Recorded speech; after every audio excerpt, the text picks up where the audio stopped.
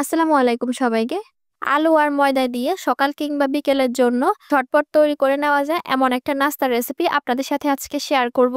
এই নাস্তা বা টিফিনের রেসিপিটা ঘরে থাকা অল্প কিছু উপকরণ দিয়ে খুবই অল্প সময় আপনারা তৈরি করে নিতে পারবেন। এই টিফিন বা নাস্তার রেসিপিটা বানানো একদমই সহজ আর খেতে অসম্ভব মজাদার হয়ে থাকে। চাইলে আমার আজকের রেসিপি ফলো করে বাড়িতে একবার ট্রাই করে দেখতে পারেন। আশা করছি আপনাদের সবার কাছে ভালো লাগবে। চলুন তাহলে মূল রেসিপিতে চলে যাই। নাস্তাটি বানানোর জন্য আমি প্রথমে একটা মিক্সিং বোলে নিয়ে নিচ্ছি 2 কাপ পরিমাণ ময়দা। আপনারা চাইলে এখানে ময়দার পরিবর্তে আটাও নিতে পারেন।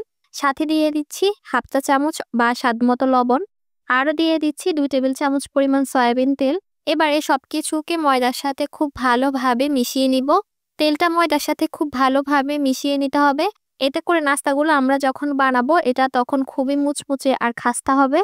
আর যখন তেলের সাথে ময়দাটা খুব ভালোভাবে মিশে যাবে তখন আপনি হাতের মধ্যে কিছুটা ময়দা নিয়ে এরকম দলা পাকিয়ে নিবেন। দেখবেন দলাটা কিছুটা শক্ত হয়ে গেছে আর চাপ দেওয়ার সাথে সাথে ভেঙে যাবে।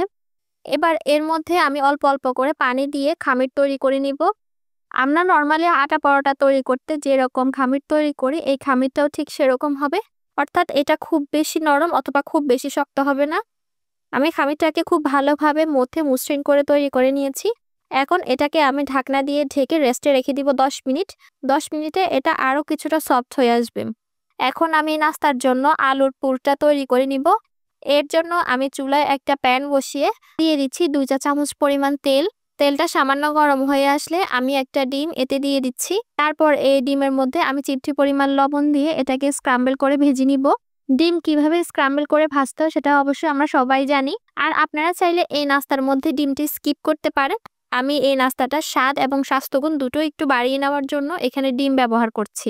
তারপর ডিমটা ভাজা হয়ে গেলে আমি এটাকে উঠিয়ে নিচ্ছি। তারপর সেম প্যানে দিয়ে দিচ্ছি 2 টেবিল চামচ পরিমাণ পেঁয়াজ কুচি। আমি এখানে একটা মিডিয়াম সাইজের পেঁয়াজ কুচি কুচি করে কেটে নিয়েছি। পেঁয়াজটাকে আমি তেলের সাথে হালকা ভেজে নিব। তারপর এতে দিয়ে দিচ্ছি 3-4টার মতো কাঁচামরিচ কুচি। আরও দিয়ে দিচ্ছি 1 চা চামচ আদা রসুন বাটা। অর্থাৎ আমি এখানে হাফ চা চামচ আদা বাটা হাফ চা চামচ রসুন বাটা নিয়েছি। এবার এই আদা রসুনটাকে পেঁয়াজের সাথে খুব ভালোভাবে ভেজে নিব যতক্ষণ না পর্যন্ত এর কাঁচা গন্ধটা চলে না যায়। প্রায় মিনিট খানেকের মতো সবকিছুকে খুব ভালোভাবে ভেজে নিয়ে এখানে আমি 2 টেবিল চামচের মতো পানি অ্যাড করে দিচ্ছি। তারপর এখানে আমি কিছু গুঁড়া মশলা অ্যাড করছি। দিয়ে দিচ্ছি হাফ চা চামচ পরিমাণ মরিচের গুঁড়া, 1/4 চা চামচ পরিমাণ হলুদের গুঁড়া, হাফ চা চামচ পরিমাণ দিয়ে দিচ্ছি চাট মশলা, আরও দিয়ে দিচ্ছি হাফ চা চামচ পরিমাণ গরম মশলা। আর সবশেষে অ্যাড করে দিচ্ছি স্বাদমতো কিছুটা লবণ। এবার আমি সবকিছুকে খুব ভালোভাবে একটু কষিয়ে নিব।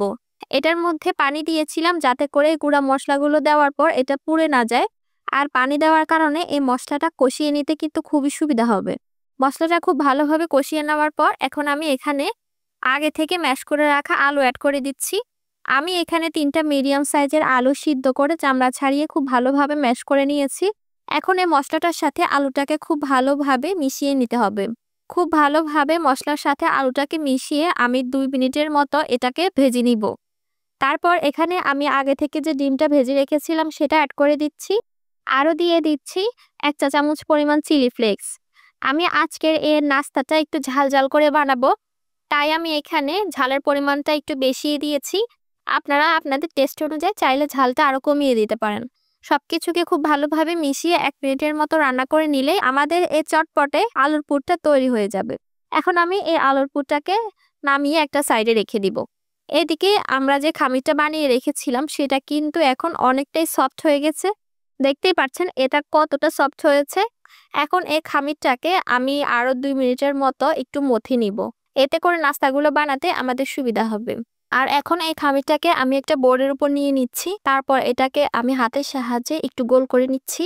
গোল করে নেওয়ার পর একটা ছুরির সাহায্যে আমি এই খামিরটাকে সমান 8 ভাগে কেটে ভাগ করে নিচ্ছি। তারপর একটা একটা করে ভাগ নিয়ে আমি হাতের সাহায্যে এরকম গোল গোল লেচি পাকিয়ে নিচ্ছি। সবগুলো লেচি বানিয়ে নেওয়ার পর এই লেচিগুলোকে একটা বাটিতে নিয়ে নিচ্ছি। তারপর ঢাকনা দিয়ে ঢেকে এটাকে একটা সাইডে রেখে দিব। এখন আমি যে পুরটা বানিয়ে রেখেছিলাম সেই পুরটা কিছুটা ঠান্ডা হয়ে গেছে। এখন এখান থেকে আমি অল্প অল্প করে আলুর পুর নিয়ে হাতের সাহায্যে একটু গোল শেপ দিয়ে নিব। আমি যতগুলো নাস্তা বানাবো ততগুলো ভাগে এই আলুর পুরটাকে আমি ভাগ করে গোল করে নিয়েছি। এখন আমি নাস্তাগুলো বানিয়ে নিব। এর জন্য আমি যে লেচিগুলো বানিয়ে রেখেছিলাম সেখান থেকে একটা লেচি নিয়ে হাত দিয়ে এরকম চেপে চেপে ঘুরিয়ে ঘুরিয়ে আমি এটাকে মেলে নিব। আপনারা চাইলে এটাকে রুটির মতো বেলে নিতে পারেন। আমি মাঝখানটা একটু মোটা রেখেছি আর সাইডগুলো একটু পাতলা করে এটাকে মেলে নিয়েছি। এখন আমি মাঝ বরাবর আলুর সেই বলটা এখানে দিয়ে দিব। তারপর এটাকে আমি মুড়িয়ে নিব। আমি এটাকে কিভাবে মুড়িয়ে নিচ্ছি সেটা আপনারা একটু খেয়াল করলে বুঝতে পারবেন। এই নাস্তাগুলো বানানো কিন্তু একদমই সহজ।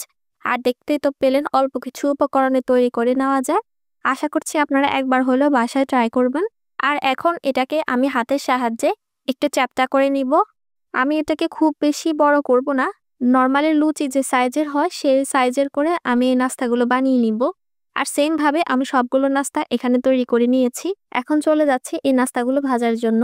এর জন্য আমি চুলায় একটা প্যান বসিয়ে তাতে পরিমাণ মতো তেল দিয়ে দিচ্ছি। এই নাস্তাগুলো ভাজার জন্য কিন্তু খুব বেশি তেলের প্রয়োজন নেই। অল্প তেলে এই নাস্তাগুলো ভেজে নেওয়া যায়। তেলটা সামান্য গরম হয়ে আসলে আমি একে একে নাস্তাগুলো দিয়ে দিলাম। তারপর চুলার আঁচটা মিডিয়ামে রেখে আমি অপেক্ষা করব নাস্তাগুলোর এক সাইডে কালার আসার জন্য।